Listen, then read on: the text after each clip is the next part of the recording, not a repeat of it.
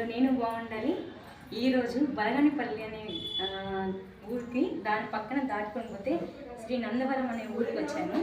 అక్కడ బాలచౌడేశ్వర అమ్మవారి దర్శనం చేసుకొని కొంచెం ముందుకు వచ్చారంటే మనం శ్రీ త్రిలింగ స్వామి వారి సన్నిధికి వస్తాము. శివుడు అండి, చాలా పురాతనమైన గుడి ఇది. చూసామంటే ఇక్కడ ఉన్న ప్రతి ఒక్క స్తంభం కూడా చాలా పురాతనమైనది. ఇలాంటి గుడి చాలా అరుదుగా కనిపిస్తుంది.